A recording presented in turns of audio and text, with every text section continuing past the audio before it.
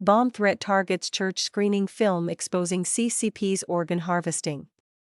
A bomb threat has been delivered to organizers of a documentary screening exposing the CCP's systemic organ harvesting of Falun Gong practitioners. The upcoming screening of State Organs, an award-winning documentary, is scheduled for November 29 at the St. John the Evangelist, Campbelltown in southwestern Sydney. The threat was delivered as a user comment through digital platform Eventbrite and threatened church organizers to cancel the event and sever its relationship with Falun Gong, or a bomb will be detonated.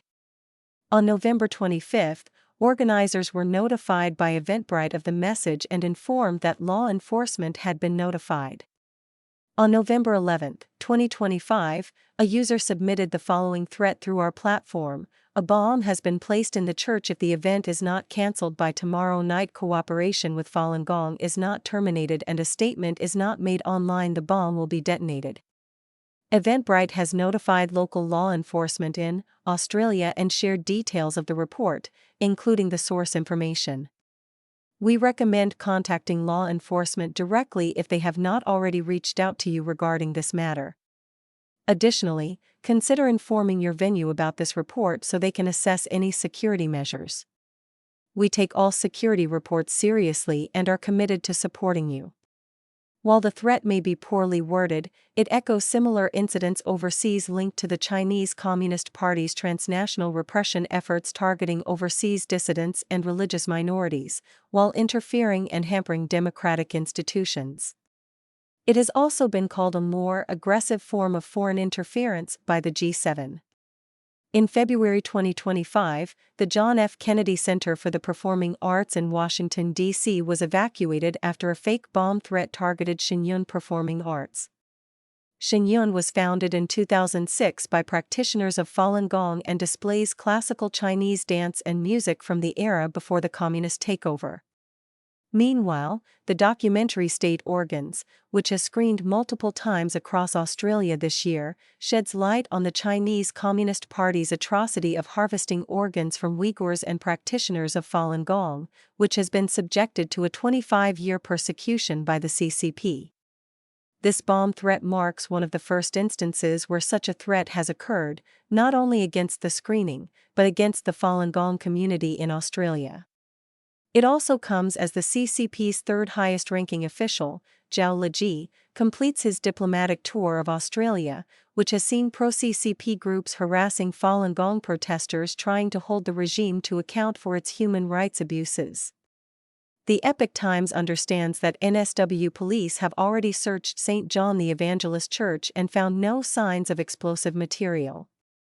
The Epoch Times has sought additional comment. Further, it is understood local political representatives are appalled by the presence of such a threat in the area. Fear and reputational risk for those who dare speak up, former AFP.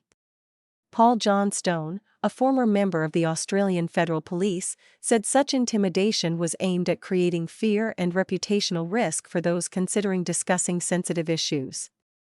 These screenings aim to highlight one of the most disturbing human rights violations of the modern era. Yet the CCP views such events as a direct threat to its international image and uses a wide range of tactics to suppress them, he told the Epoch Times. In Australia, organizers have reported pressure campaigns on venue owners, sudden booking cancellations, and coordinated harassment believed to be linked to CCP-aligned individuals or proxies.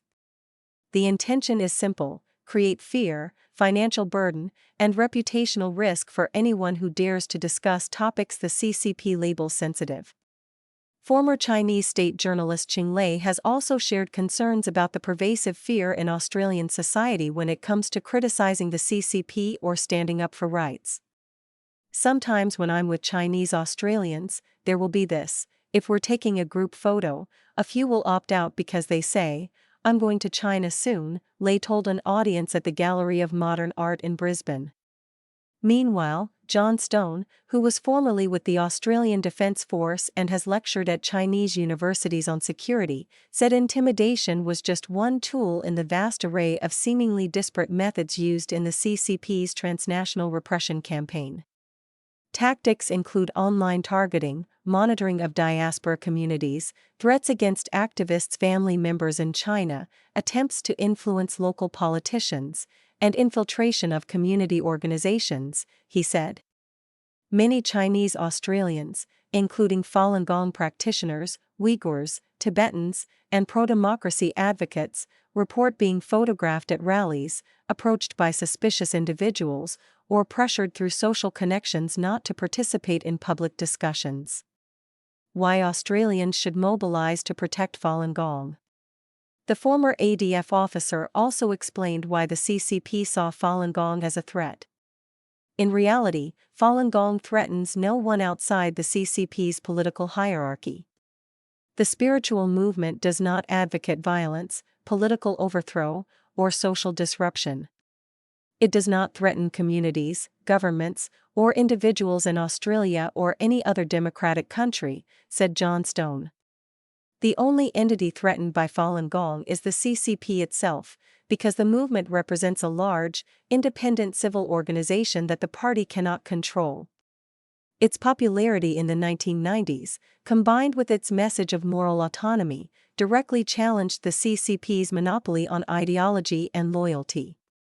This is why Beijing targets Falun Gong so aggressively, both domestically and abroad.